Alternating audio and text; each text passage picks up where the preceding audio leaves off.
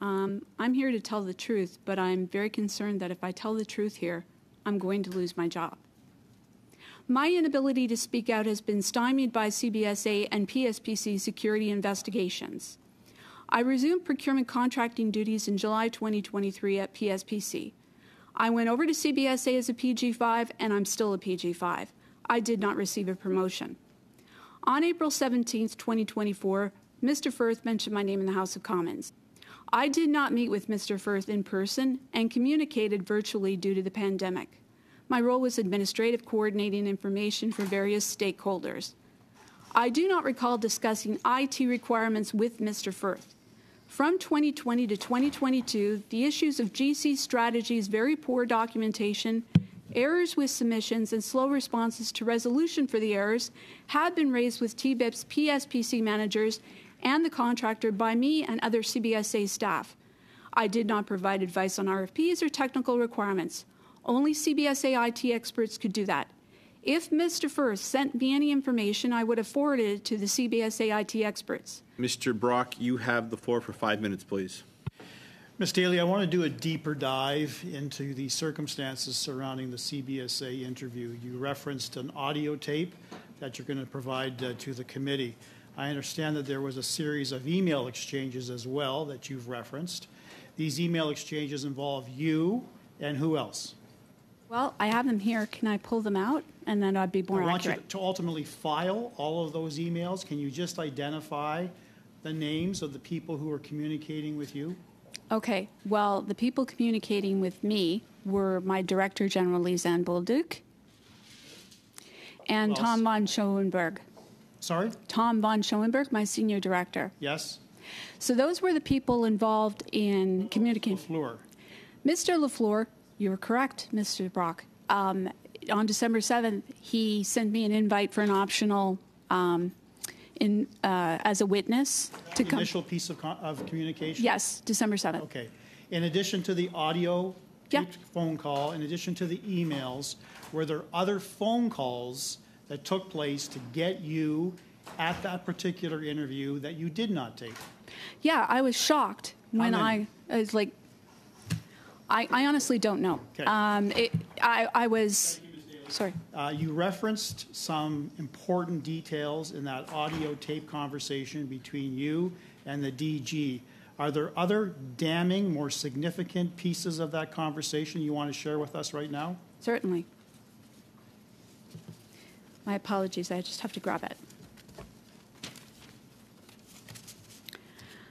This is a conversation that Lisanne had with me. She said, I'll seek clarity on the mandatory versus non-mandatory. But before she says that, she says, and I think that you should feel comfortable having Tom or I present at that upcoming meeting. I think that would be a good idea for you as well. So I'll get back to Michelle. She's referring to Michelle LaFleur. I'll seek clarity on the mandatory versus non-mandatory, but like I said, I've received my own marching orders, and my feeling that he's probably received his own marching orders as well on his side as well. So by inference, she's misleading you as to whether there's a confusion between optional and non-optional. That's correct. Right? She said I wasn't told it was optional on the tape. You clearly had no choice. I had no choice. You were compelled to attend. She told me I had no option. Okay, let's talk about the interview itself. How long was it? 13 minutes. The interview? Oh, the interview with CBSA, you mean, right? Yes. It was 3.5 hours. 3.5 hours. Where did it take place? Virtually. Virtually.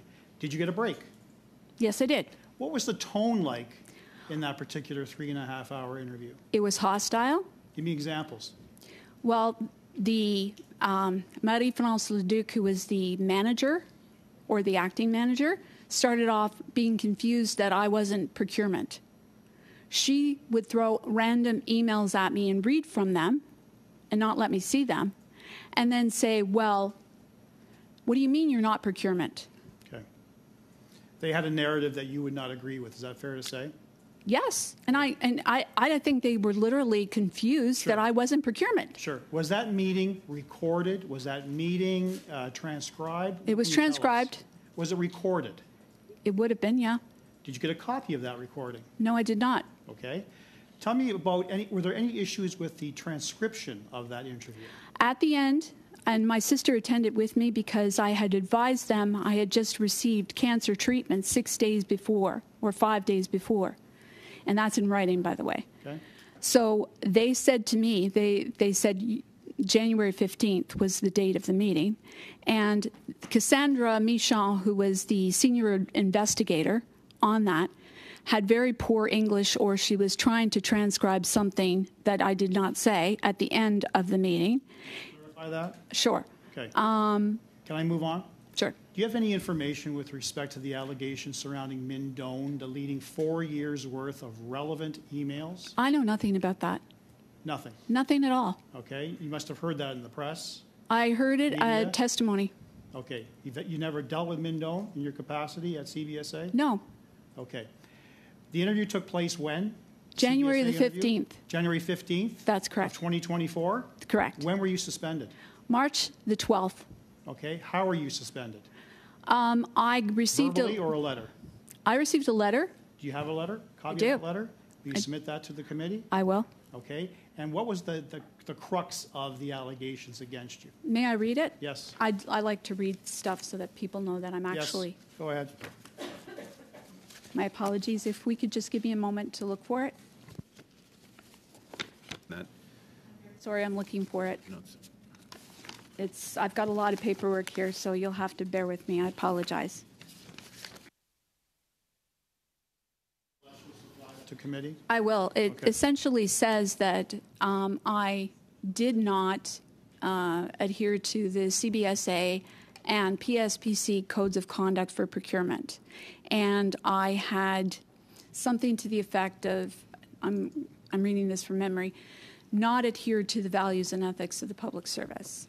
Those were the allegations. thank you. I think that will suffice. If Mr. Brock wants to make a point of it, we can come back to it. So you mentioned earlier that you were just a soldier accepting your marching orders. So where did those orders come from? Did they come from Mr. McDonald, Mr. Utano? Did they come from Ms. O'Gorman or Mr. Osowski? Did they come from a deputy minister? Did they come from the minister? Where did they come from? Usually when unionized employees are working, they'll get it either from their manager, their director, their colleagues. In my case, I worked with CBSA IT managers, CBSA IT directors. I dealt with them all, and I just put into place a package that was sent over from their IT technical requirements over to CBSA procurement. And so what would be the most senior level that would have given you direction on any of these matters? Director, senior director, or executive director, sorry. Okay. And who do they report to? Probably the DG, And who does the DG report to? the VP of that branch, And the VP to the president, and the president to to a minister. the minister. Oh, okay. So I found it so interesting that the liberals have put forward this narrative that all of this $60 million fiasco, is the fault of the public service, and that some would like to say that it's your fault. Point of order. Yes, Ms. Khalid. I can't wait. Point of order. I can't wait. Oh, yes, Ms. Khalid. Sorry, Chair. You know what? Mr. Barrett can continue. Pardon me. She's withdrawn. Okay, withdrawing. Okay, thank you. I'll take it back, All right, Chair. Thank Mr. you. Barrett, you've got 40 seconds left. Delighted she found a copy of the Green Book. Sorry, These li- Chair. I'm not sure why Mr. Barrett needs to make such snide remarks. Is this the Would point of Thank you. order? All right, all right. Comments? Let's. Maybe she didn't find a copy Ladies of the and Green Book gentlemen, after we're all. getting through the meeting, and if we stay on track, we'll have everyone out of here very shortly. Mr. Barrett, you've got 40 seconds. Fascinating that Ms. Khalid wants to paint a picture. So no, Ms. You Daly. can't. No. No, Mr. Chair. He can't be representing me at Miss this point. Khalid. Is she new? Miss Khalid, Mr. Barrett can tee off his questions to the witness however he likes, and you were the one who stuck your neck out a little bit. And while I appreciate you withdrawing it, your point of order, Mr. Barrett has the floor for a short 40 seconds, which is longer than we've been discussing this point. Mr. Barrett, 40 seconds, please. So Ms. Khalid wanted to make the point, Ms. Daly, that it's just the public servants like yourself who are solely responsible for this. Point of order, Chair. Yes, I just witnessed Miss Khalid, under her breath, use the words F-U. And I'm not going to use the full term for that, but it was very, very clear to me. I can look at her literally within 5 feet. I'm asking her to reflect on what she said, apologize, and withdraw. Ms. Khalid, I did not catch anything. Would you have any comment you'd like to make? Mr. Chair, I'm not sure if you want to consult Hansard or what the testimony has been or what's been recorded, but I think Mr. Brock is getting a little bit ahead of himself. Okay, Mr. Brock, your member has the floor. Ladies and gentlemen, I know it's warm in Ottawa. This meeting has been proceeding exceptionally well. I would like to get through Ms. Daly's testimony, who's come in here today to talk about her experience. Mr. Barrett, you have 30 seconds. The floor is yours. Let's back it up to the start of the interruptions, and we'll take the full 45. So, Ms. Daly, Ms. Khalid has gone to great pains to try and say that it's not her government that's responsible for the $60 million fiasco of Arrive scam, which saw Liberal insiders getting paid while Canadians had to pay for it. They want to lay the blame at the feet of yourself and other public servants at your level. Is the minister not ultimately responsible for what happens in the department, yes or no? A minister is accountable to Parliament for the actions of their department or agency. Thank you very much, Ms. Daly. And that's, Chair, exactly why this Liberal government needs to be held accountable, and that's what our function is here, even if Ms. Khalid and her Liberal colleagues don't like it. Thank you.